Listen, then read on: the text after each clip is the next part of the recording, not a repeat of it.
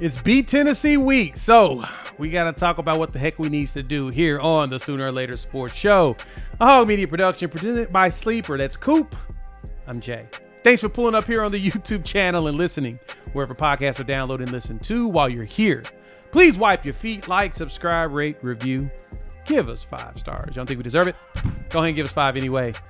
Gift it. So, on today's episode, which we have a lot of fun stuff to talk about today because yesterday's press conference was interesting. So we'll talk about BV and Buckle's awareness as they kind of like admitted something. We're going to look at the game and what we think we need to do and what we need to look forward to. We'll also wrap things up like we do every Wednesday now. We will be here until about 7:25 because at 7:10, we'll get the availability report. Shout out to our partners over there at Sleeper. If you're not using them for daily fantasy ball, you are missing out. Use our promo code UNFAIR and they're going to hook you up, match your first deposit 100% up to $100. And they give you $20 just for signing up. Use our promo code UNFAIR. Terms and conditions apply. See Sleeper's terms of use for details. Coop! Happy Wednesday, my man. How you doing? Doing good. Finally carved pumpkins tonight with the kids. And so, daughter goes with the traditional pumpkin, nothing too spectacular. But the son and that Minecraft obsession had some kind of a Minecraft pumpkin. So I'm in there carving up stuff like I'm an artiste. And, I've got enough to like not look like I'm, drawing something with my wrong hand. But your boy's not an artist. No, lies on the internet. I know you probably did a beautiful pumpkin. We would like to see pictures. Please post those on the socials. That way we can enjoy it because I need a good laugh for this week. 'Cause I know it's beautiful. I know it's it's cinema. Absolute Why cinema. Are you the I know way it that is. you are? I'll post it. I'll put it out after up on the front porch. It's a wither from Minecraft. Not sure what that is, but I carved it. That's a plus. Okay. Yeah, I'm not doing any of the pumpkin stuff anymore. I don't have littles anymore. Mine's are bigs. And they just really just ask for food. My daughter asked me today, Bose came out with a speaker. And it's a citrus yellow. And a company took that citrus yellow Bose portable speaker and they created kind of like a Halloween costume, but like a cover and box for it that makes it look like butter. It looks like legitimate butter that you would get from the grocery store. I thought it was hilarious. So but that's what she wants. So I'm going to get my daughter a speaker that looks like butter. I don't know. It's the weirdest thing in the world. Thank y'all for pulling up. Love seeing each and every single one of y'all in here. We got, like I said, we got a lot of things to talk about. First off, we got to dive into, Brent Venables admitted something that kind of pretty important in my personal opinion. At his presser, him and actually Ben Arbuckle, Coop, I kind of want to get your thoughts on this. So BV was talking about quarterback play. And of course, he admitted the most important thing out of all of this is that you can't have a quarterback that plays poorly and expect to win. Very, very simple. But they don't have to play perfect to win either. In which I think what Brent Venables is trying to tell us is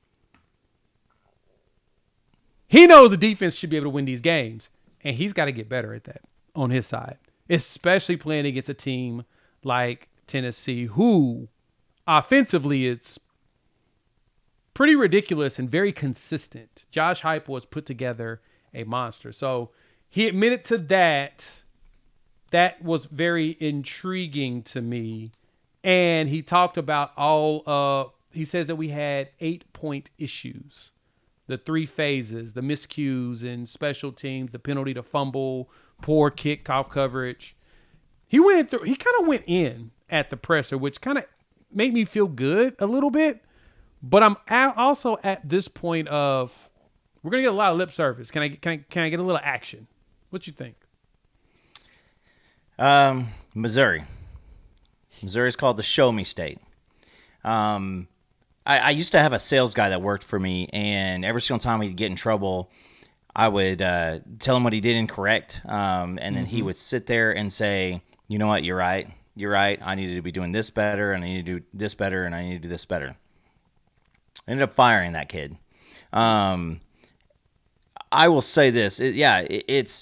We all see it. Thank you for acknowledging it. At least it's not acknowledgement. But, it's just my personal opinion is the defense, going back to those high-stress plays, you're in a high-stress scenario week after week after week because the offense keeps on doing the 3-and-outs. Jay, you know what I want for Christmas? To get God bless. Yes. Get a first down on our first possession out of halftime. We might be the worst team in college football, and it's like 3-and-outs, and they're not even like competitive plays. If we don't gain 0, we lose yards. And so it's like I hear all the defense stuff, and defense had its share of issues, right? Yeah. They really did. OU is, I think, 4th in the SEC in missed tackles, and I think it's deceiving. Yeah, it's a deceiving stat because I think that when you swarm the ball, first guy gets there, he's usually flying up the field, and somebody's right there back behind him because you also, lead by a country mile in tackles for loss and negative plays. But I digress to say, yes, you have pointed out all the stuff that is incorrect. And it's incorrect week to week. And I don't think I'm out of line in saying that all falls back on the head coach. Oh, yeah. And that's the thing that I'm happy that he admits to, right? He points out that it's on him, and he's got to get them tightened up. But you're never going to get a 100% perfect game out of anybody. It's impossible. No. We're human beings. We're going to do stuff in anticipation and miss a spot, even if you're following all your assignments. They could follow all the assignments he provides and still make a miss. They could do a little ad-libbing and cause a miss. It's going to happen. So I understand that. The key thing is that because of the way his defense is played, there are always vulnerabilities people take advantage of. And Caveman made a good point here. Modern day Caveman made a solid point here of Kiffin possibly provided a blueprint of it. But there's a but to that, because I don't think that that's 100% how that would work. Because if you huddle the entire time and you just go really slow, at some point we're going to be able to adjust and be prepared for you.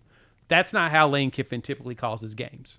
Like, again, just going back to that game, they had a time of possession of like 35 minutes.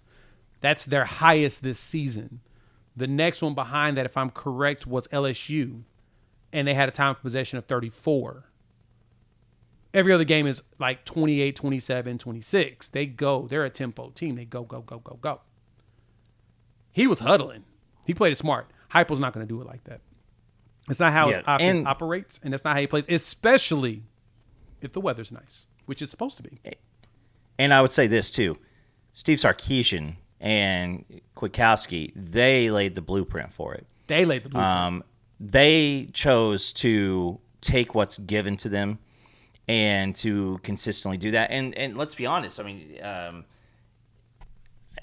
mean, you get a couple of those drives extended by penalties. The offsides lineup by RMT, the egregious roughing the passer on Jaden Jackson, like.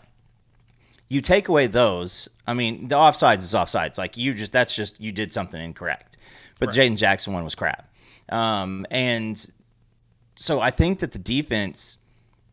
I mean, also the illegal formation on the offense at the 7-yard line. You back it up. You get the safety. You punt it right back off. So it's the hidden. Teddy went into that last week on the breakdown, or on Wednesday on the break, or whatever it was, Sunday. He went over that because he was saying, like, you can't compound. And it's like in any sport, like, you can't compound errors. You go on baseball, you have an errant throw from third base to first base. It goes off the wall. The next guy gets the ball. He throws an errant throw to the second baseman. You turn one into multiple errors, and that's hard to overcome because, like, errors are just, in a competitive league, errors are hard enough to overcome. When you compound them, it's damning. And so, yeah, I mean, I would just go Yeah, we all get it. We made a lot of errors, and you cut those down by 25%. It's a different game, right? But you also got to look over at the offensive coordinator, and you got to look at the quarterback and say, when we're doing that, you got to kind of be on your game, and you can't have all these issues with missing wide open dudes and calling situations where not going to the well when it's plentiful. So, but like I said at the beginning, it's a show me. I want you to go show me, because this is not a game that you're going up to Knoxville and going like, man, there's a chance we can win. Like, you can win this game. You can win every single game on the rest of your schedule. But if you have these compounding errors and you don't clean up the stuff, and if you hurt yourself, you can lose every game on the schedule. And then we got a different conversation going on. That conversation is going to be the worst one. You don't want to have that conversation. No. The thing is, this one is a winnable game. Spread is low. It's like 3.5, meaning if the home team doesn't play a perfect game and you play close enough to that, you could steal it. I think it's like 52.5 is the over-under total on this game. So it's gone down. Upon, it's not as high as I thought it was going to be. Like, I'm a little surprised. Let me go look real quick to remind myself. But I was a little bit surprised on what the number was. I haven't seen any movement. It stayed steady so far. All the juice is on Oklahoma, so they don't want Oklahoma bets. They're trying to get more Tennessee bets, it looks like. And we probably won't see a big traffic change until we see not only the injury report tonight, but also weather going into the weekend. And so I'm assuming the Sharps will jump all over it on Friday on one of the sides. There hasn't been a heavy influx either. That's typically what's going to happen, is those people are going to see what's going on, because the Sharps they're not going to go throw money around unless it's a sure thing right then and there. But they're going to wait and see if the line goes, because if the line cuts down to 2.5, 2, you want to bet that differently. But it's I will say this. It's Halloween weekend. Knoxville at night. Like, you hear all of the craziness about a lot of these stadiums in the SEC. And if anything, like, I want OU fans to kind of pay attention to this, because I want you to try to replicate against Missouri and LSU what's going down this weekend. Like, we need to start having Norman not only just be a tough place to play, but have some mystique and some hoodoo voodoo commentary around coming to Norman to play. And everybody says, hey man, it's a great town, great people. Like, they're like, I want a little bit of, like, there's a bunch of great people, but there's some crazy ass mofos out there too. Like, I want to start getting some of that reputation. I get you on that. Shout out to Habazinga for dropping in a super chat, $5. We appreciate it. Hate to say it, but I don't think Arbuck was the guy's play calling is just not good enough. You can see his lack of experience, just my opinion. Yeah, I completely disagree with you. You know what this team looks like to me, Coop? 2022, first year with Jeff Levy. That's what it looks like. Because I don't know if you knew where we were in, like, total offense in 2022. Do you know, by chance? In the Big 12 or in the nation? In the nation. I bet we'd be right around the 50 to 60, maybe a little bit higher. No, we were higher. We were like 13th by the end of the season. Okay, the Dylan Gabriel. Yeah. The first year with Dylan Gabriel. The second year, we was top 5. Yeah, we were up there. Efficiency-wise, we were low his first year. It just wasn't that great. It was also that Dylan Gabriel and Jeff Levy were only two that knew the offense. Everybody else was learning it the first year. Second year, when everybody knew it, looked like a completely different offense. Plus, your coaching was a little bit different too. So, yeah, I think that Arbuckle will figure it out. It's just it's going to take him a year to adjust to the fact that he's at the toughest conference in college football. Yeah, I mean, I would say that has he shown that he is? I mean, is he getting job offers? I mean, none of us wanted him to be getting big job offers at the end of this year, right? And if he was doing top 15 offense stuff right now, and we also got to think, like, there is some issue, like, since the injury, John Mateer has looked different. You've been in an absolute flux, but we wanted a better offense we had last year. It's better than it was last year. I mean, that's much better. You see the numbers. That's not an argument. But dude just turned 30. He's getting tutored. It's a lot different when you're playing at Washington State and there's about 100,000 people across the world that know what happened with your football team, and then being in mainline SEC network games, ABC, ESPN, stuff like that. Like there's a lot that he is learning, and I think that he will get better. And that's just what I think. Now, if I end up wrong, then sure, like maybe you're correct. But I still do think that. Let's see, you found something with the running game. You've learned your mistakes. Fool me once, shame on you. Fool me twice, shame on me. That type of situation. Let's see what happens, going forward because, I think, right. There we go. Thank you, Daniel. Right there, appreciate the $5. Why are people mad with, I think, half QB play? Last year we had 0. Jackson's a 5-star bust. It happens. Relax, people. Now, you're going to have your irrationals. That's just what it is. You're going to have your outliers. You're going to have the irrational fan on this far of the spectrum. You're going to have the rational fan that's going to think differently. You're going to have people in the middle. Most of us are in the middle.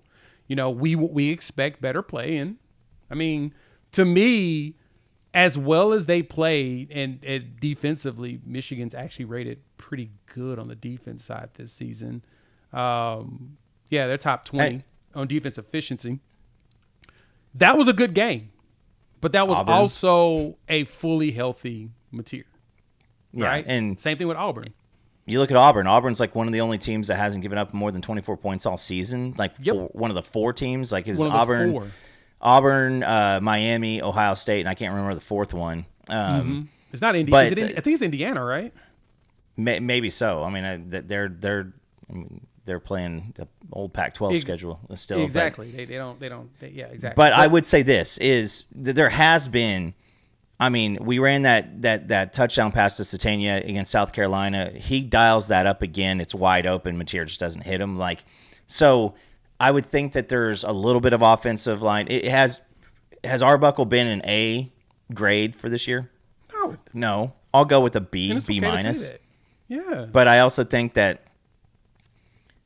next year you probably see something a little bit different. I think throughout the rest of the season, if you got, we get back to if you find your offensive line combination that you want to go with and they stay healthy. But that's the thing is every single time that you get that offensive line settled, somebody gets rolled up on, somebody gets a concussion, something like that happens. Mateer breaks his thumb. It's been difficult for Arbuckle right now, and you hope that at this point going forward we see something. You see some, can you build on last week?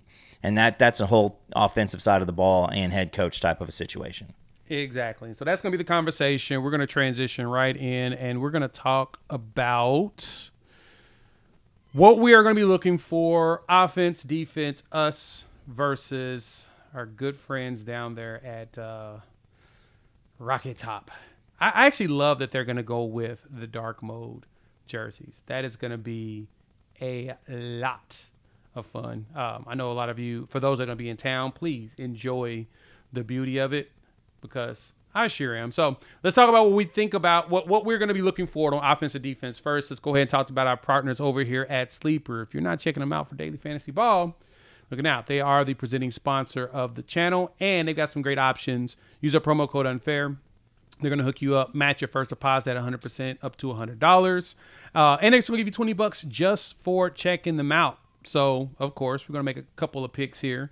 Whenever you look at what's available, see, college football right now, they got a boost going on, 35% boost for adding college players. So you got to make sure you add 3 or more players, pick more or less on their stats. And if you hit, you can win up to 1,000 times your money. So you can make your game days into paydays. And so, of course, Oklahoma has some stuff in here for Oklahoma, Tennessee. That's going to be the one that you got Vanderbilt and Texas in here.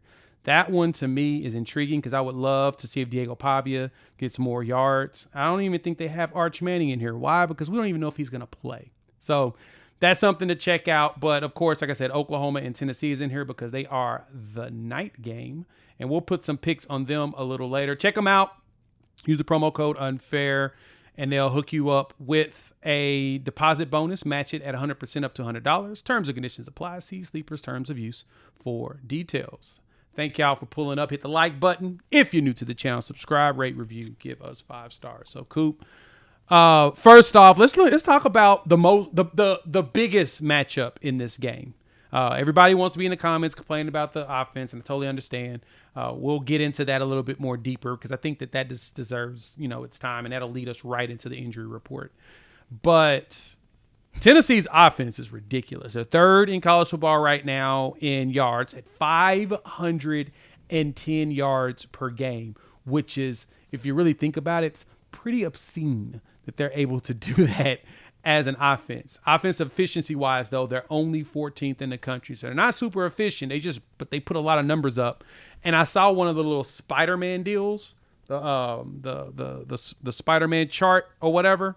And their biggest issue is they don't have a lot of explosive plays. What is our weakness, Coop? Explosive plays. So when you look at it, you're like, how exactly are we going to be able to stop them? But they're very good. Like I said, they're big on the. Let me pull up their spider web. I think the spider web is kind of fascinating, actually. Come on, is this the one? This is it. This is their Spider-Man on offense. Their spider web. So what it goes through, it's your estimated point average per play, and got early downs, late downs. They're good on just keeping the ball moving. Very high on the stuff percentage, means they don't get stuffed. They do a good job of getting the ball going. Solid with their opportunities, but the explosions is where they struggle. Like, just don't do a bunch of explosive plays. Now, granted, we saw a bunch of explosive plays against Georgia, but year over year, consistency-wise, they don't. Which is like the wildest thing to me in the world to see that they don't do that. Like, I would have thought the way that their offense is ran with Heupel, that they would have a lot of explosive plays. They don't. They're just consistent. That's the thing that Heupel has done a very fantastic job there is he's consistent as hell. He's just consistent. It is. And I think that one of the things that I've noticed a lot with their offense is, Heupel calls a hell of a game. Like he really does. Like whenever he has a play call, Joey Aguilar, he knows that it's going to work, and he sticks to the game plan. He stays on game plan very, very, very well, which can be used against him. Yeah. The pick six against Bama, he was going that way no matter what. Unless that is the thing. That is the thing. Yeah. He will do that. Unless the line crumbled in front of him, which they don't do a ton of crumbling.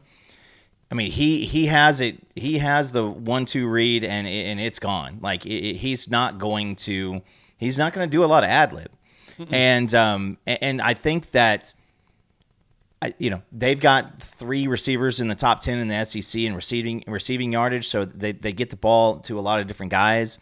So you're going to see all the defensive backs getting tested.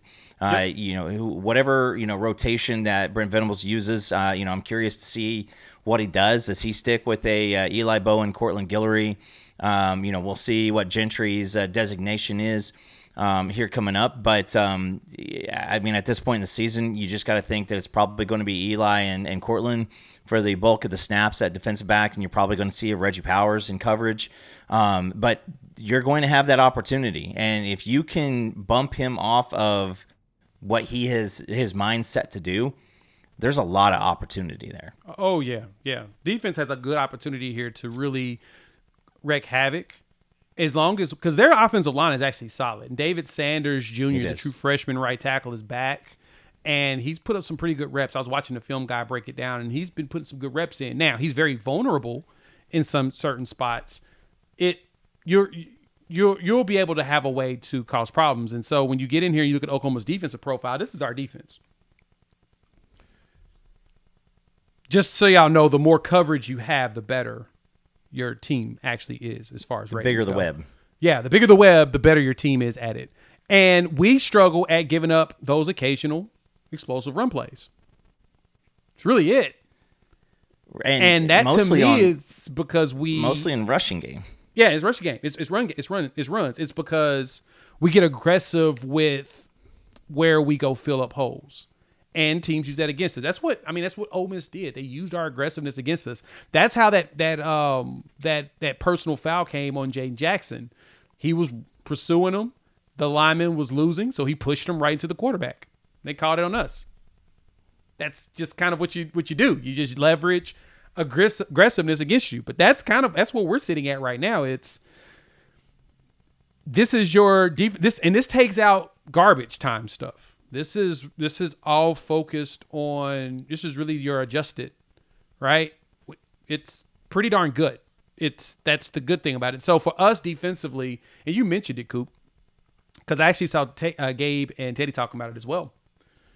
The big thing with Aguilar is he's going to make his reads. He has a slow wind up, but a very quick release. But he knows where he's going. If you know how to follow his eyes properly, because he's going to look off the safeties, you got a chance. He turns the ball over. Now, a lot of his turnovers are drops from his receivers. I think 4 of his 6 picks were tipped by the wide receiver into somebody else's hands. So you got chances. He's going to throw it in spots that's going to get the ball tipped.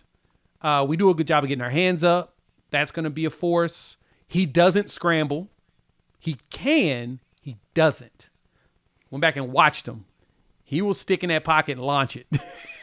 Yeah. He is determined to get rid of that ball. I think it's 37 carries for like 90 yards this season.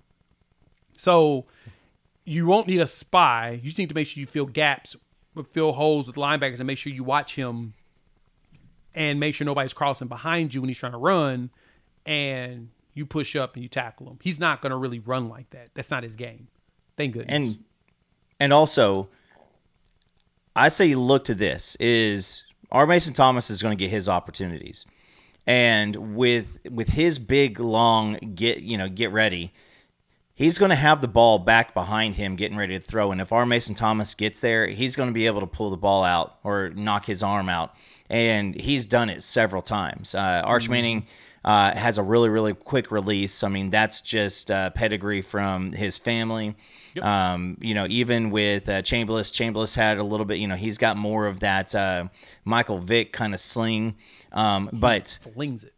With Aguilar, look for that in the game. And that'll be one that if R. Mason or one of the edges gets their opportunity, Taylor Wine gets his opportunity, he's going to reach back and he is going to have the ball out there in his arm. And if you are in the area, you can swipe at that and you can cause a fumble.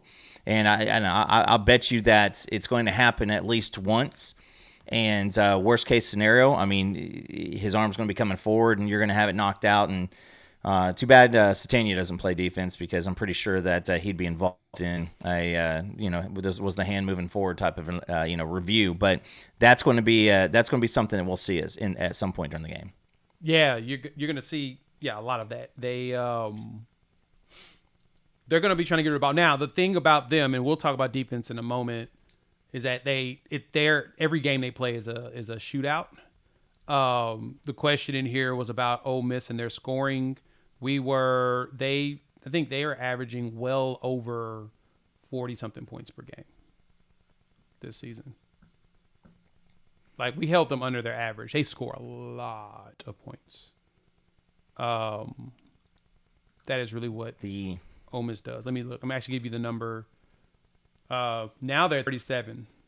But they scored, here's their number, 63 to start the season, 30 on Kentucky, 41 on Arkansas, 45 on Tulane, 24 and 24 on LSU, Washington State, 43 on Georgia.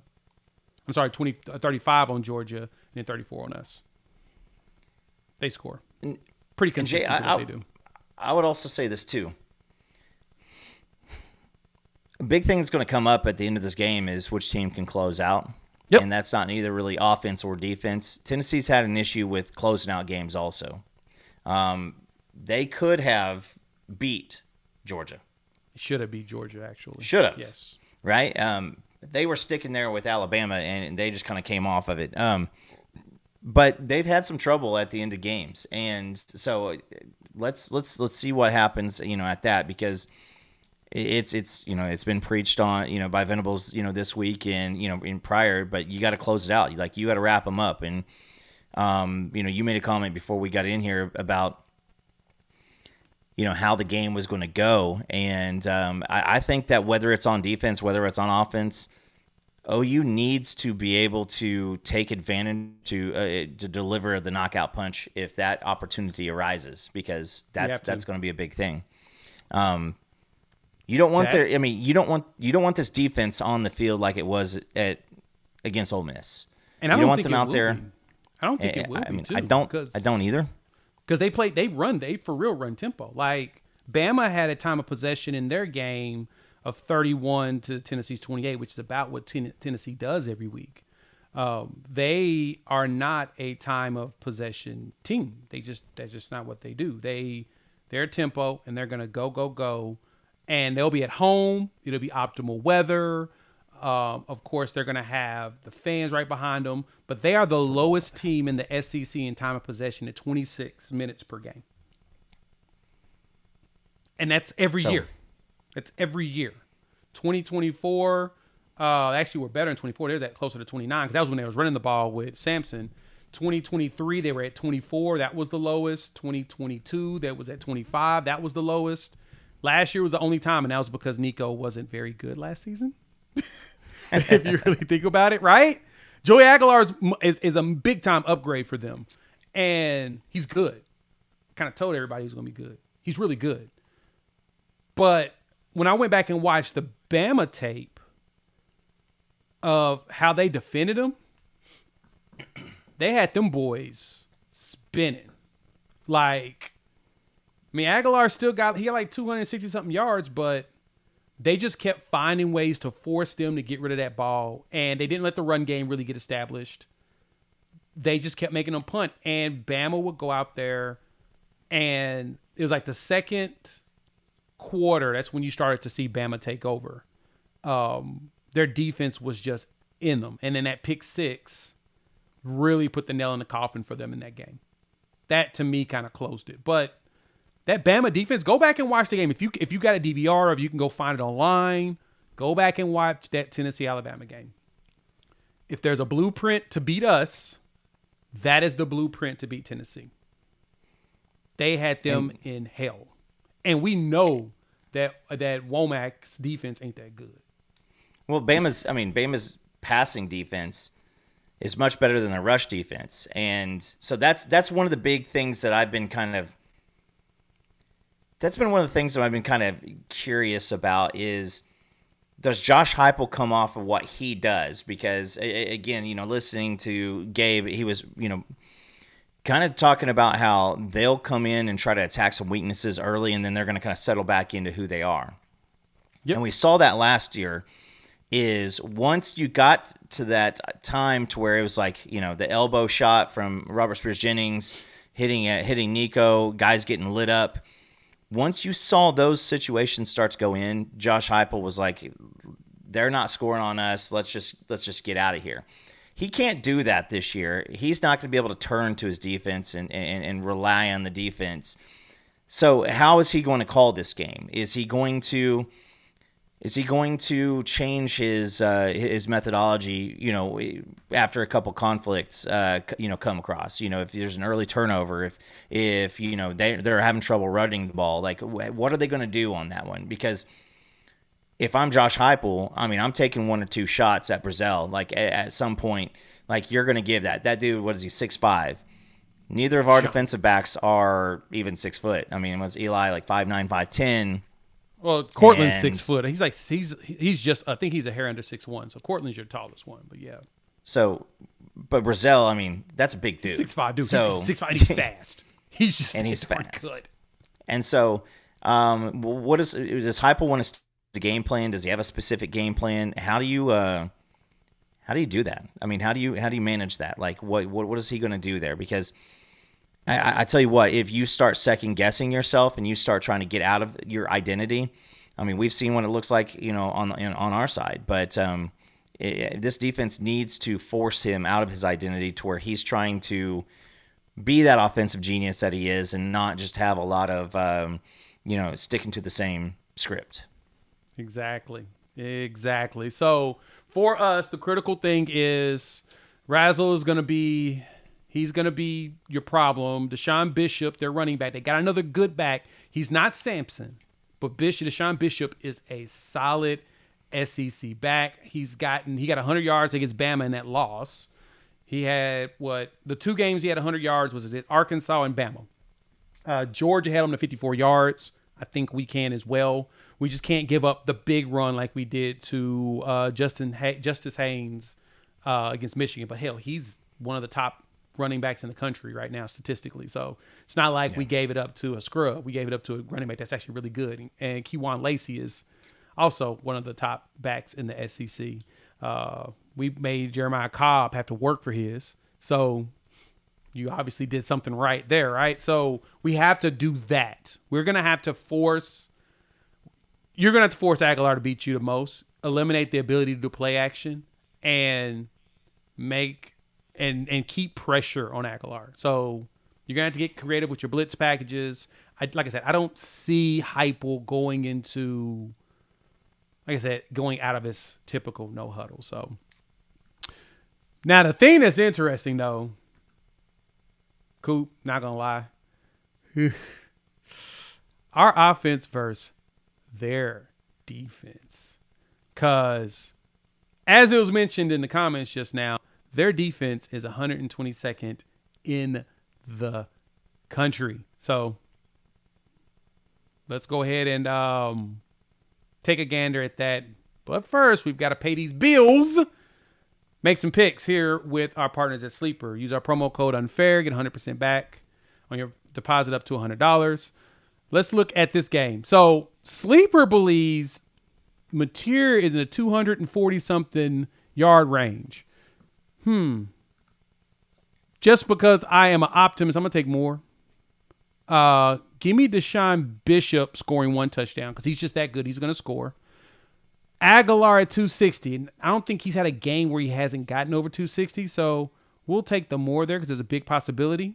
Can Deion Burks get a touchdown? I'm definitely taking Isaiah Satania because you know he's going to do something. And Brazel, that dude's a pain. But I want Giovanni Gibson to get his first touchdown. You can do the same. Use our promo code UNFAIR. Pick more or less on the stats. If you feel like it's not going to be any of them, pick less on everything. That means you'll win if you're right. You know what you're doing. So check them out. Use the promo code UNFAIR. They're going to match your first deposit 100% up to $100. Plus, they just going to give you $20 just for signing up. Terms and conditions apply. See Sleeper's terms of use for details. Thank you all for pulling up as usual. Hit the like button if you're new to the channel. Subscribe if you're listening. Rate, review, give us 5 stars. Coop, here we go. This, my friend, when I looked at this pie chart, when I looked at this spider web, I got queasy. I'm not going to lie. I'm going to start with their defense because I think their defense tells a pretty darn good story here. No one ever believes us when we point these things out. So is that the full picture? There's a full picture right there. Look at their defense. This is their defense on the spider web.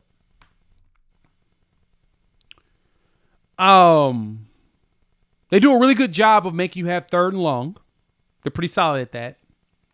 Their stuff percentage, opportunity percentages, not bad. And they do stop explosive runs. But they ain't good at stopping anything else. This defense is horrendous compared to last year. And it's mainly because they have dealt with so many injuries on defense. I was talking to my guy Eric Kane over there on Locked On Vols. Fantastic episode. It'll launch on the Locked On Sooners channel tomorrow. And he was talking about, he's like, man, there's so much potential for this team, but the defense ain't there this year. You don't have James Pierce out there terrorizing everybody, right? You don't have all of those beasts you had on defense last season. They're not there. And then McCoy is dealing with that torn ACL that was late last season, and he's still recovering. He's working out. He's still limited in practice. He won't play this week. Now, put it this way. They're not going to risk him this week. You may see him in like 2 weeks, but you're not going to see him this week. They are. Whew. They'll probably play him against New Mexico State, which is in 2 weeks because they get a bye week 100%. after us. Perfect time to play him. Give him a light game, be able to do something.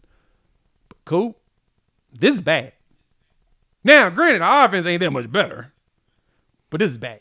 Their defense is really bad. And as is mentioned in the comments section, 199th in total defense. They literally are a mirror image of what we used to be back in the day. Lincoln Riley Day. I will start with this, though.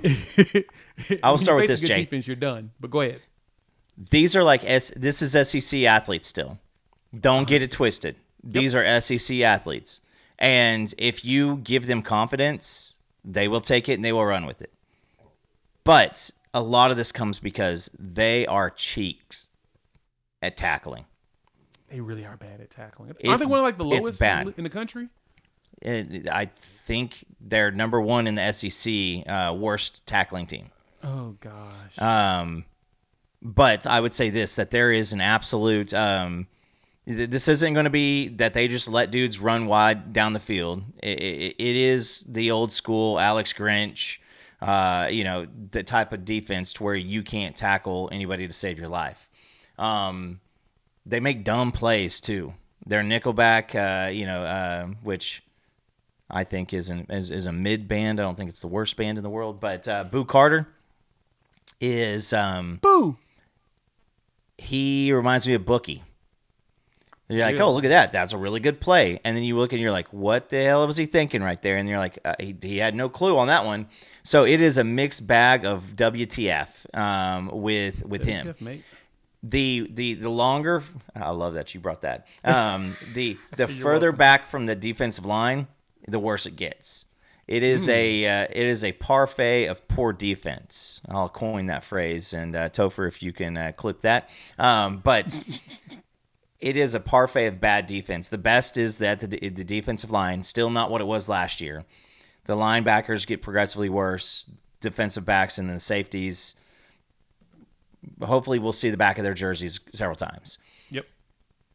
That's why they struggle. And it is just, you said it. They'll get you in the third and long, and then they'll let you out. They'll let you out. And, man, it's a you want to give the ball to the athletes. Like, that are athletes. And we're going to have opportunities to make guys miss. And you don't want to run straight at people. You want to try to get out of those tackles. And I promise you this, we're going to see some people sliding down X-Rob's body the further he gets in the secondary, because I mean they will bounce right off of him, and it's not going to it won't be pretty. Yeah, if there's one thing that X-Rob's going to do, he's going to break some tackles. 100%.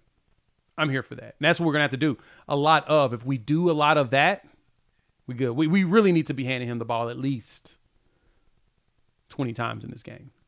Give Torrey Blaylock 15, because you're going to have to rotate the two. But run right at them. Make them tackle you. Juke them. They'll fall. They'll miss. They don't wrap up very well. I mean, that's our offense right there right now. It's, some things that we do. A couple of things here or there. It's a baby spider web right there. But I will say this. One thing I do notice about their defense is they seem to have eyes on one player, and they will dictate that's the player that we need to stop. And they actually do a really good job at that. In that Alabama game, it was Jam Miller. Now, Alabama has a rough time running the ball, but anytime he got the ball, they looked like a different defense. When it went somewhere else, they looked like what they are. So who are they going to look at? Are they going to be staring at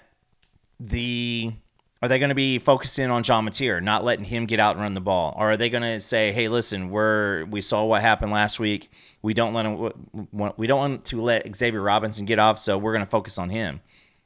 Whatever it ends up being, like, you're going to have a lot of opportunity. And I would love to see a situation. I saw it a couple of times versus Ole Miss where we pulled Deion Burks back into the backfield and didn't really do anything with that.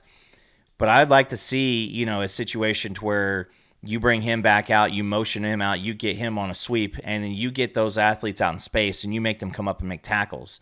That's going to be a situation where if Ben Arbuckle has learned from the Ole Miss game, it is look at the tape, see what they have struggles doing, and let's exploit it. Because if we bunch up and we just try to run it through their defensive line, we play right into their strength. And we need, if more than ever, we need to spread them out. That's the key thing. We do need to go to a veer and shoot type version of the air raid and play it that way.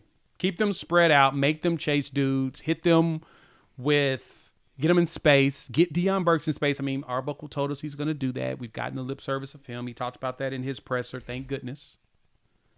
But that's where we're at. We're going to need to spread them out as much as possible because as you look at this, they're not stopping much.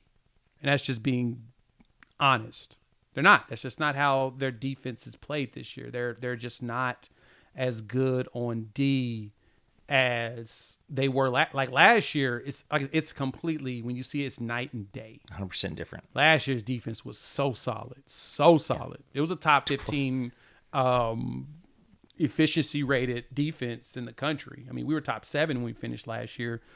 Yeah, we were number 7 in the country. They were number 11. They were good. This year, I don't think they're like 100 and as I search for them because wow, they did. It's a couple scrolls. Yeah, I know you got to keep scrolling and scrolling and scrolling to find people. They ain't very good at that. That's the key thing.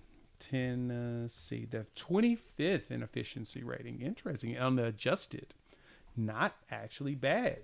They've given up 30 points to every team in the SEC so far that they played. Kentucky got 34 points on them. That one was interesting. And I think, didn't they get like 2 pick sixes? Now, that's the one thing I will say about Tennessee's defense, though. They're gonna force turnovers. They're gonna try. They're gonna jump plays. For it. They're gonna sell out for picks. They got 5, and they've got 2 touchdowns so far on interceptions. They've recovered 9 fumbles so far, and they've brought, I think, 2 of those in for touchdowns. So they're going to get turnovers. That's their game. Not mad at it. Pretty good. But they average, as Sean points out here, 12.5 missed tackles a game so far. Yeah. Pretty brutal. And they'll get, I mean, they're not terrible at sacking the quarterback. They'll get in there. So now they also don't have the interior defensive line that Ole Miss had. Mm-mm. That was the strength of their defensive line, and I mean they brought it. And then Prince isn't really bad.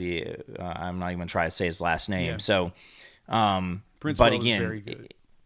You have to keep it out. And here's the thing is, their fans are not them. They're going to believe that they're going to win this game. They're going to have all the confidence in the world, and you got to instill some doubt in that. Right.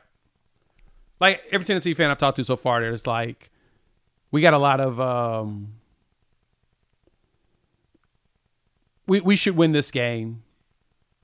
But my question is, what is our defense going to look like? And is your offense going to flip the switch like they did at the beginning of the season? Will it switch back on? Because if that happens, because at the beginning of the season, we saw, Ty Simpson did not look very good, and we had questions about him, and he got to this game, and he was cooking. He was dealing. Yeah.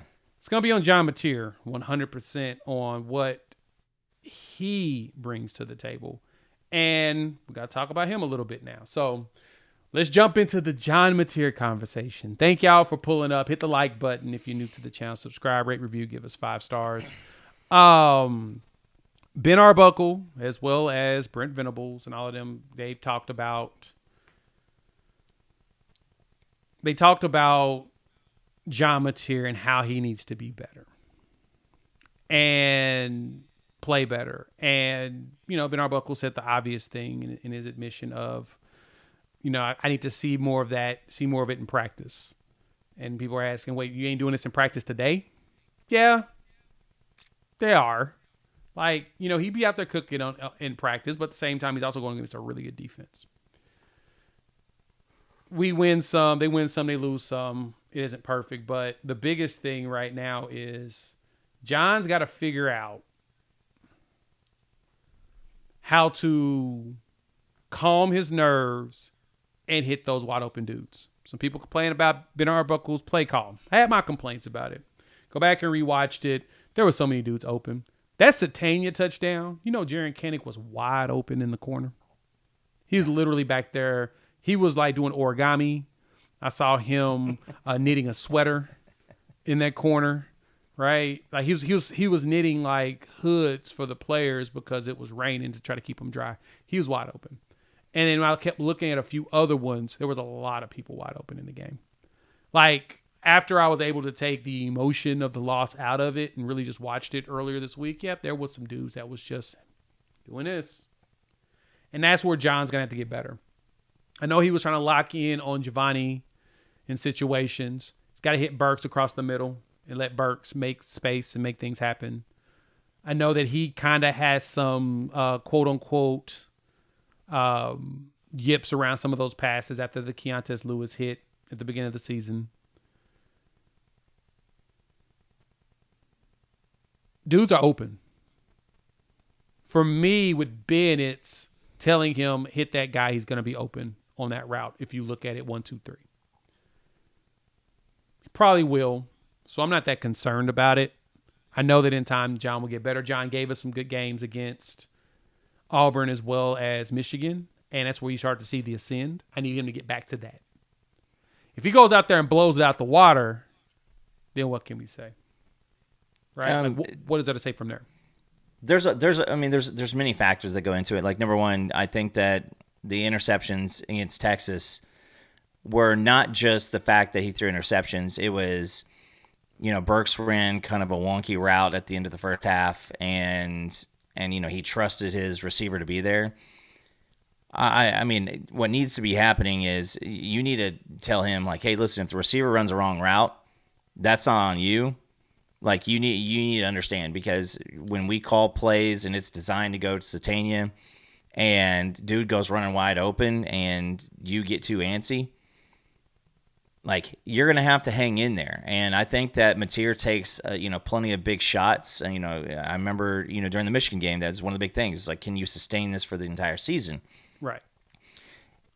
I don't think that he's broken. I think that at some point I want to see him hang in the pocket, wait a half a second longer, take a shot, twofold, take a shot downfield, hit a guy that's open, and then sit in there and take one of those licks, because you're going to get hit one way or the other.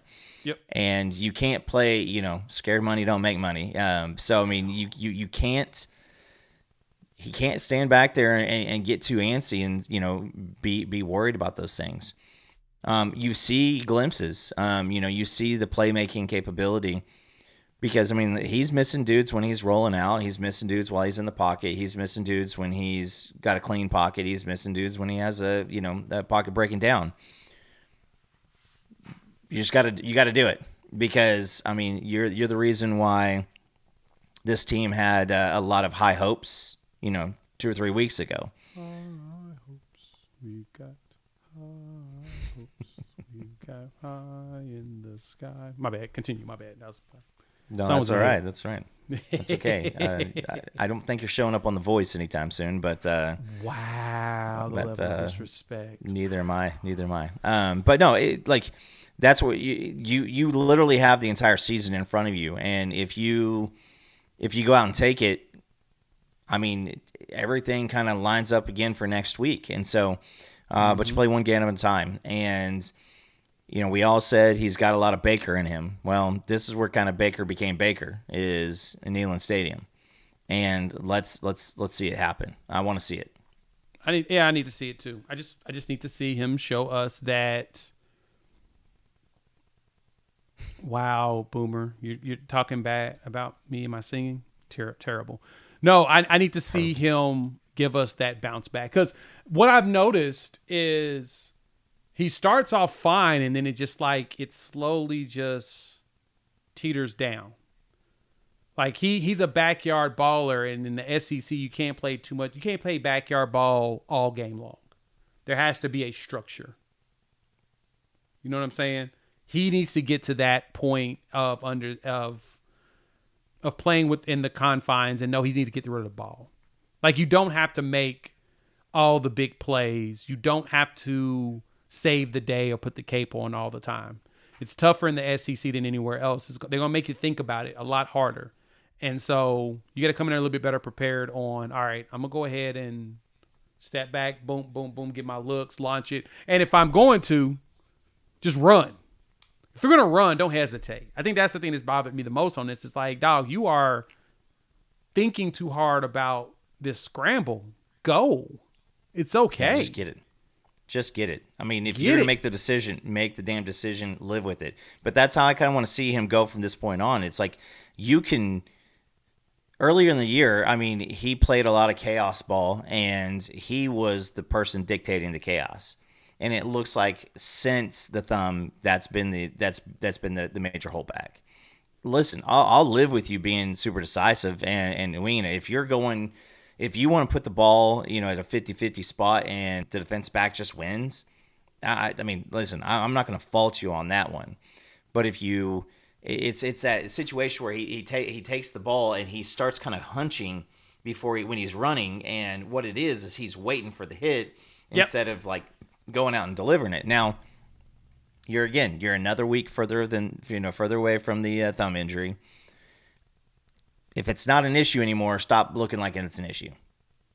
Because it's not going to silence the fans if you go running in there tentatively and just bounce in the back and, give a little Javonte Barnes, running style where you're just running in the back of your offensive lineman.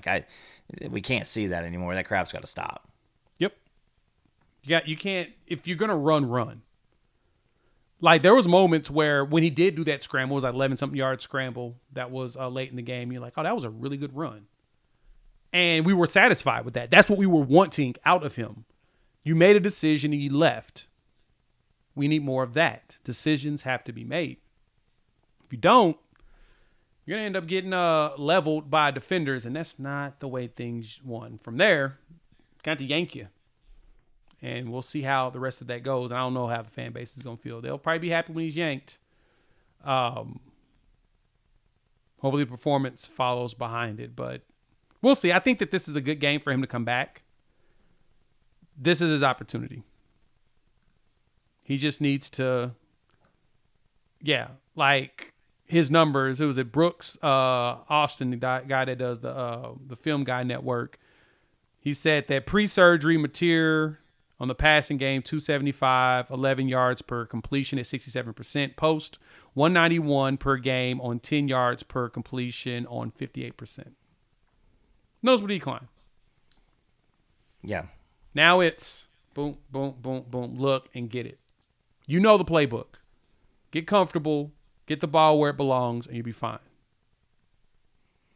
So, and let's address this question. At what point does Mateer get yanked? It would have to be. I mean, it would have to be pretty disgusting ball. Yeah. And I don't know if there's a team on the schedule that can do that. That can put us in that scenario. But this is Arbuckle's guy. You're trying to redshirt Hawk at this point. But I still say the same thing we said last week. Nothing looked good against Temple. Nothing looked good against Kent State with Michael Hawkins yet. And it's not getting better. A lot of people get romanticized with the backup quarterback, but I don't think Hawk's it. There was a lot of really, really goofy arms angles and stuff like that in the game. He damn near got Keontae Lewis killed. There was a lot of bad with Michael Hawkins, and again, he's a sophomore, true sophomore, second year in the program. I don't see that happening. I think that we would see Neubauer if it was a situation where, like Spencer Rattler, Texas, where you pull where you pull him out for a series, it's going to be Neubauer. But I don't think that you pull John Mateer, no matter what happens this game. I don't. I mean, if he gets hurt, I think you still run with Neubauer. I don't think that you're pulling that because John Mateer is coming back next year, guys, that's pretty much guaranteed at this point. Nobody's taking him high enough to where it's going to make a difference. But yeah, I agree. And you pull him and you tank him, then that could have a big effect. And then maybe you have an open quarterback competition going into the next year. But as of right now, neither of these cats are, Neubauer or Hawkins. Neither of those guys are. They're not better than John Mateer, even with some of the struggles that he's had. Yeah, and for him, the bigger thing is going to be that needs to be the bounce back game. Tennessee is dealing with a bunch of injuries in their secondary. This is the perfect opportunity to get yourself right. We're about 8 minutes away before the first injury report of the week drops. The good old availability report drops. So we're going to take a gander at that. Thank y'all for pulling up. Hit the like button. New to the channel, subscribe, rate, review, give us 5 stars. Let's look around the SEC, Coop. Game of the week to me, still. Vanderbilt heads Texas. I hate you. I will fight you. I will fight you. No. Vanderbilt, Texas. If I would have told you that Vanderbilt would be the number 9 team in the country, would you have believed me? 2 years ago. No, I wouldn't have believed you week 3 of this season. Hey, listen, I'm just going to call it out. The best part about Vanderbilt being successful is the SEC shorts pimp, like the Vandy pimp. Like, yeah, it really is great. That's literally the best part about every bit of this. Listen, Jay, Vanderbilt believes that they're going to go down there and win. They don't think that they can win. They're believing that they're going to go down there and win. That's all they think about. That's all they care about. In their mind is they're going to go win. And Pavia, at the beginning of the year, we were taking shots at him at SEC Media Days when he was saying, hey, I came back so we can compete for a national championship. We were laughing at the dude. And it wasn't so much that we had any doubt in Diego Pavia. It was just like everybody else around him. Well, guess what, Jay? Everybody else around him is balling too. They're not blowing dudes out. They just know how to freaking win. They just go and win. Year 2 together, man. You can see the way the defense, Clark Lee has been building that defense up. And they got Tim back last year. They improved from the 2-10 season to 6-7 if I'm correct. You saw the improvements. You're like, oh wow, they're seeing a little growth. They made a bowl game. Cool, good job, Clark. And now you got him walking around here at 7-1. Like whomst amongst us would have figured that they would go 7-1. I had a feeling that they were going to be fighting for a playoff spot. I didn't think that they'd finish it out, but the way their schedule lines up, if they go down to Texas, which Arch Manning is right now in concussion protocol, there's a chance he doesn't play. Hey, I'll get to the Texas side here in a second, but I'll say this too here, Jay, is we were on the SEC podcast before the year last year, ranking the head coaches 1 through 16, right? Mm-hmm. The only reason why Clark Lee wasn't 16 was because Jeff Lebby hadn't coached a game yet. Yep. There was the only reason. We're talking about hot seats and everything like that. Now, dude is like, he's set for life at this point, right?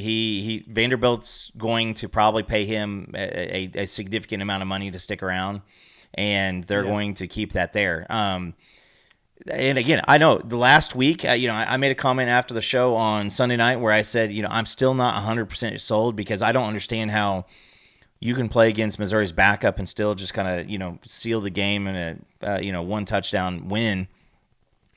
But they just find a way to win, and it doesn't matter because at the end of the day, the number on the left side and the number on the right side of those little dash marks. Those are the things that matter. Yep. And as from the outside perspective, you got a guy that's in the Heisman race, probably one of the top candidates. The stats aren't going to be sexy, but he just gets his team down the field to win. He's gritty. Defense is balling too. Mm-hmm. That's what you get when you bring an OC with your quarterback and you give him a year together to formulate the bond you need between him and all of his teammates. Pavi is he's the de facto leader. And people talk about how much of a leader he is and the way that he embraces everybody and he acknowledges everybody. Seen great stories about him. Shows up. That's what matters. He reminds me of like a mix between Johnny Manziel and Tommy DeVito, the backup up there at New York Giants. Like he's like a cool, calm demeanor. He just has a show to him, but it's not over the top. But on the other side of the ball, Jay, you said it with Arch is dude's head got bounced pretty hard late in that game. Nasty bounce. Is overtime, right? So he got up and somebody had to tell him that he was once the Heisman winner before the season started. But I'm really interested because if he can't play and Texas goes out and Matthew Caldwell balls out, there's going to be a lot of issues in Longhorn land. It's fascinating about that is, I mean, them being favored right now by 2.5 is because they're at home, but it's also, if it was neutral site, Vanderbilt would be the favorite. Vanderbilt will be favored at home, and they'd be the favorite at a neutral site. And that's what Caldwell expected to play. And I would say this too. Texas, their defense is good. It sucks to admit it, but their defense is good. Their defense is good at keeping you out of your game plan. Mm-hmm. Vanderbilt plays kind of without a game plan. They can do everything well. They're not looking to throw for 400 yards. They're not looking to run for 400 yards. They're looking to stay balanced, and that's the type of offense that's going to give Texas some issues. You're gonna continue to suck up that the defensive backs, and then when they're not looking for it, they're gonna pop you, and then they just continue. I mean, listen, Vanderbilt's a team that I would like to see OU's defense versus their offense because the game plan of just taking what the defense gives to you, that if anything is their identity. Yeah. So I would I say this is, if Caldwell is cheeks and he plays, Vandy wins. If Caldwell is good and he plays, I still think Vandy wins. If Arch plays, I think Vandy wins. I mean, I got Vandy in this game, and I can see this game. The over/under is 45.5, right? I can see this being like a 23-20 type of a game. Ooh, 23-20, and that bodes very well for Vanderbilt. That is 100% what they want. Give them a game that looks like that.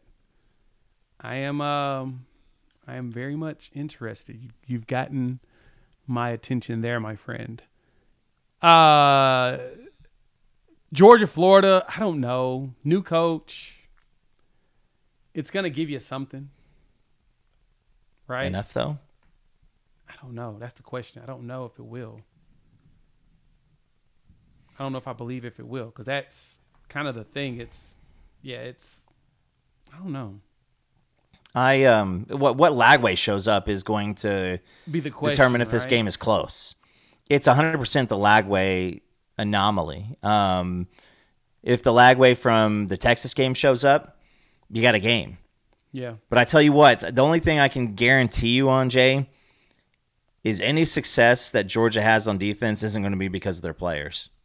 It's going to be because of the inefficiencies of the Florida offense. And is that just crazy for someone to say out loud? I know that is kind of wild if you really think about it. Like, Georgia's defense has been known for being just elite, and it's kind of crazy to think that that's kind of how that goes. So I don't know. We've got what we were looking for.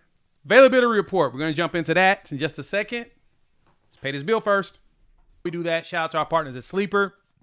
If you're not using them for daily fantasy football or daily fantasy sports in general, you are missing out. They are hooking everybody up. They're going to give you $20 just for signing up. No deposit required.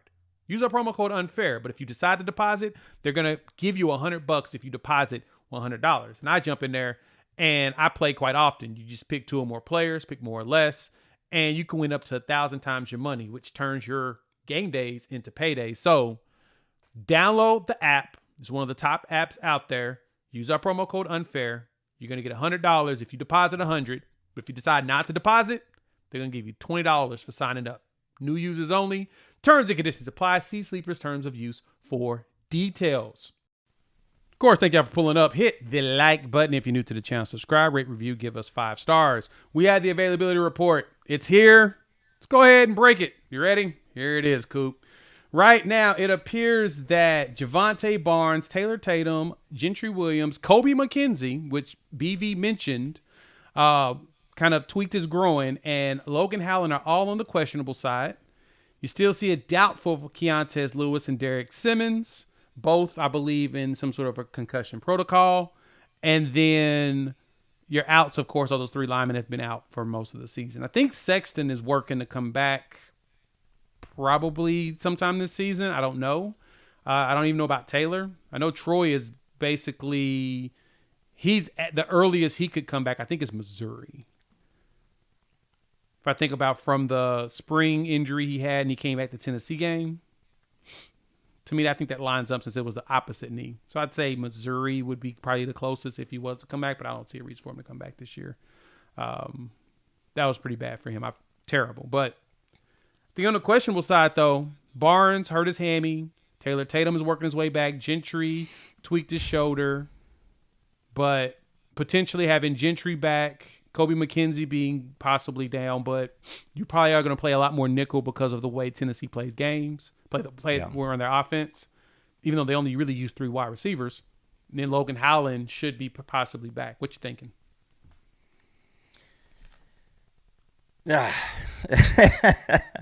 It's interesting. I mean, first of all, I'll say Keontez. I think the ding at the wall was much, much worse than everybody realized. Honestly, I think he got hurt in the Texas game because I think he got hit in the Texas game and came out. He took a tackle in that one that was not pretty too. So it feels like that's probably where it kind of probably re-aggravated something and it's like, you out, bro. Get out. Yeah, I would say that because from my understanding, I don't think we see Keontez or Derek Simmons because I think if you have the doubtful, then you got a big explanation on why they get moved into playability. Surprised to see Javonte Barnes as questionable. I mean, I don't know if we see Javonte again this year. Taylor Tatum is working back from not being available at all. So the big ones are Logan Howland was a little bit more on the if necessary last week. Foje really showed out though. So Logan Howland's going to be a swing tackle, and he's going to kind of be a little bit more the just in case something happens type of a situation. Yeah, it's Wednesday. It's Wednesday, so Gentry and Kobe, again, do you put Gentry back out there with his shoulder? Because, I mean, I'm guessing that the defensive backs are going to be making some tackles this week. If we see Gentry tomorrow move towards probable, then I think we see him. If he's still questionable tomorrow, I'm wondering if it's a, break in case of emergency. So that's kind of how I feel about Tatum, Williams, McKenzie, and Howland. Love to see Taylor Tatum, come in fresh legs towards the end of the season. He's just another offensive option. But, he's working back from about 3 different injuries. I know, right? He is. Aaron Carter being hurt for Tennessee is kind of a big deal. But, of course, you see McCoy is listed as out. So they're talking about him. I think it was Pete Nakos that put out the report that he's been practicing. He had pads on, but he's still limited. He's out. He ain't playing. He ain't coming. Yeah, they have you listed as out. You probably ain't playing in the game. Ricky Gibson as well. The other corner they had this really good is Colton Hood. He was a transfer from Colorado. He's a really good corner. But overall, secondary has been just torturous for them. It hasn't been very good at all this season. But Arian Carter being down there is a interesting one. So yeah, like you said, I don't expect to see Keontae or Simmons. But I can see the questionable guys moving more into the probable over the next couple of days. Yeah, I mean, like I said, I don't think Javonte plays, but I think the other 4 are probably going to see the field. I don't know. It sucks for everybody to see Everett, Sexton, Taylor there like every damn week but I mean, I guess that from my understanding also is unless you're on the scout team, like any injury has to be listed up here, or unless you've been deemed out for the season. So the good news is I mean, Taylor, Everett, and Sexton aren't technically out for the season, but it definitely clogs up and makes it look a lot worse than it is. But Kobe had a little bit of a groin pull during the Ole Miss game, so I'd have been a little bit more worried if I saw him on the doubtful side. But he wants to get back in here. He wants to. This is one of the leaders of the team.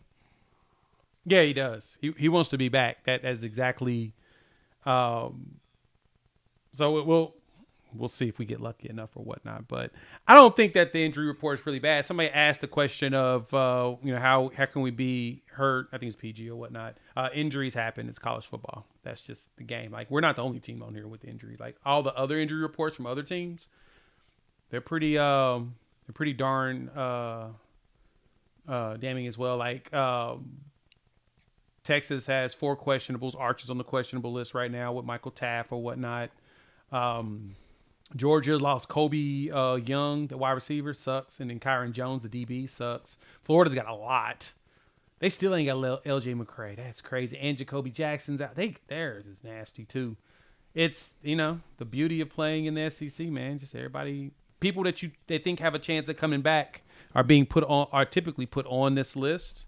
And that's why I don't think you see Dolby on here. I assume that Kendall Dolby's probably going to end up redshirting. I know that he had dealt with, after he came back from the ankle injury, he was dealing with some other injury stuff. And I know BV said he was trying to work some stuff out. Most of it was he was dealing with some injuries. So, usually when you get one bad injury, that does kind of sometimes continue to lead to additional injuries. Sucks, but yeah, and as far as Taylor Tatum not being listed earlier, I saw that question from Jonathan. To be honest with you, I don't know. I know that he wasn't available. He's been going through walkthroughs since, Temple? Yeah. And it seems like every single time that he gets closer, I know that he was going through some of the walkthrough stuff, with the cast on his wrist. And, then I think that he was ready to go, and then a little bit of a hamstring situation. So I'm not sure why it wasn't there, because he wasn't listed as out for the season. Mm-hmm. But if you're on the scout team and you're hurt, so maybe it is a designation that he was designation on scout team. Yeah, that would be my best guess. That's probably what it is, and that makes the most sense. Is that he was designated on the scout team, so they don't have to technically quote unquote list him. What my understanding on this is, they list the people that have a potential chance of actually playing sometime this year. And so whenever he gets moved up from scout, he's now in the position where he could potentially play. They put him on there. Like Barnes, I know that he should potentially play soon, but at the same time, you could do him a solid, let him redshirt, keep running with X-Rob and Torrey Blaylock, and just let him redshirt and transfer out if he wants to. Like, you can give him that option, which to me would be a solid thing that you could do as a program, personally. That's what I think. But we got an injury report. This is the initial one. This will be the one that we will use to figure out what's going to happen for, I guess, the rest of the year. But from there, we've only got a couple more games here we'll look at real quick for the SEC. And then we get on up out of here. Jay, The Mississippi State Arkansas game is 67.5 for the total. Oh my gosh! I'm taking the over. Yeah, that's going to be. Bro, I'm taking the over. I don't understand why the over under. I mean, where the total is not like 77 or something like that. Like that would be. I mean, this is a game to where it's going to be Big 12 football. Could one of their defenses actually show up in this game? Is the question. What's crazy is Arkansas is a 4.5-point favorite at home, and neither one of them have an SEC win in the last 2 years or something like that. It's been forever since both of them has won an actual game in SEC. I know that the Arkansas was the last time. Each other. But each other was their last win. So Mississippi State's last SEC wins against Arkansas, and Arkansas's last win in the SEC was against Mississippi State. And you know what? Arkansas was the last Power 4 team that Oklahoma State beat. Dang. Wow. I forgot about that. That made me mad because Arkansas, I had you picked to be a shocking team, and you shocked me in the wrong direction. But no, Arkansas is the number 7 team in football, and Mississippi State, shockingly, is only 53rd in offense, but they both score like crazy. That'll be a fun one. South Carolina, Ole Miss. I'm gonna put it out there, man. This could be Ole Miss's Kentucky game as last year. I'm saying it will happen, but we said that Ole Miss was going to destroy Kentucky last year, and what happened? It took a L. What's Dylan Edwards? Is he healthy again? Is he back and playing? 'Cause he had the hip situation against OU. Yeah, the hip thing against in the Oklahoma game was brutal for him. But I don't. You know what? Let me look. Take a look at that. I hear the same reason why South Carolina lost to Bama. I don't think they can score enough. Not on the injury report. Listen, if at this point Shane Beamer, nobody wants you there. I don't think he really wants to be there. I'd go to Dylan Edwards and be like, how many sacks do you think you can get in this game? And then if he says 4, say, go do it. Yeah, just don't even no, just go do it. Here you go. You got it. I mean, they gave Alabama a hell of a game, and like I said, he's not listed on the availability report on the initial one, which tells me he's 100% to go. May not be 100% healthy, but he's playing. That to me is going to be what's going to be the most interesting in that one. If Dylan Edwards is playing and he's out there able to terrorize Trinidad, this could be Kentucky last year. I mean, it's a 12.5-point favorite. Ole Miss is at home. They just went and did it. Everybody's talking really, really well about them. I mean, this could be your trap game. And then this is the best team that Ole Miss has left on the schedule, right? Yeah. They're like the Citadel and Mississippi Citadel, State. Florida, and Mississippi State. Okay. So, yeah, this is the one that, this could be the game that knocks them down. They could, if they lose this one, which would be terrible on them, but that Kentucky game was a perfect example. They lost a game that they should not have lost. They lost 20-17. South Carolina is built to do that same thing. So, yeah. And I mean, against South Carolina, against Florida, you're going to get a desperate team where guys are playing for film, and they're going to want to make plays. And it's not about team success anymore. There's going to be a lot of, hey, let's just you can play the spoiler. So I don't know. I would still say I think Ole Miss win. What it's at nighttime too. Man, mm-hmm. It's a night game, so you got night football out there for them. That's going to be an interesting one. I'm really intrigued to see how that turns out. And then, of course, Auburn and Kentucky's the last night game they play at the same time as us. And Auburn's a 10.5-point favorite. I honestly don't. Well, their defense is still actually good. Durkin is actually doing a good job. I still have questions, though. Is this do both these coaches coach next week? I don't think Kentucky fires Stoops. I don't think they do. I don't think they fire him. Win or lose. Auburn may end up bowl eligible this year, though. What do they have left on their schedule? Which will be weird. They were ranked. Oh, they got Vandy, Mercer, and then Bama. So they got to win this game to be bowl eligible. Then. Yeah, they win this one. They'll win Mercer. And then Mercer. That's 6. Yeah, and then between Vandy on the road and Bama at home, they can finish 6-6. That's an improvement from last year. It was 5-7.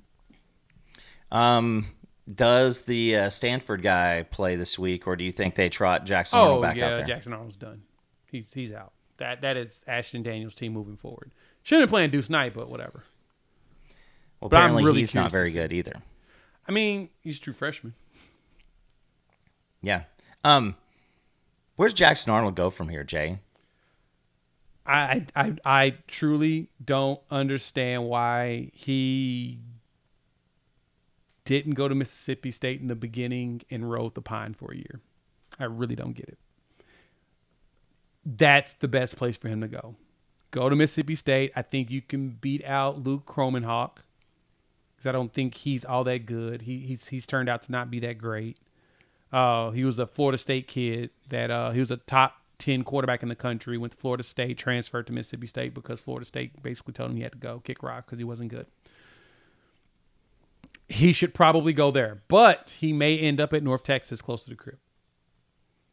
Depending on Mastermakers just threw for more yards in a game than Jackson Arnold has this year.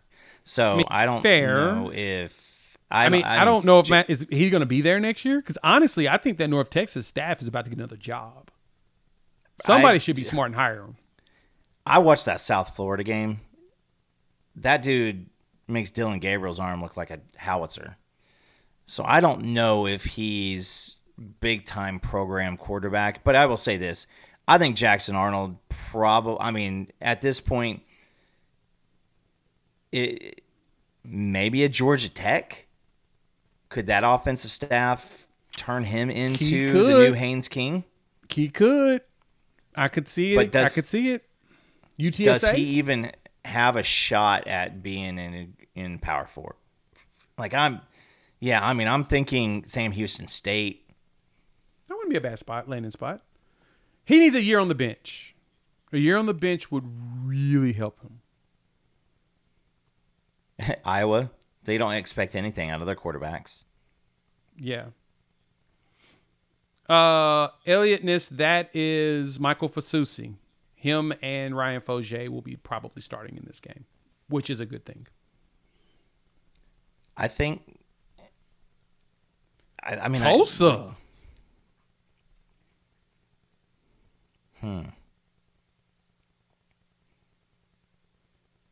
Ooh, Mario Taylor, you're right. You're right, Coach. Mario's good.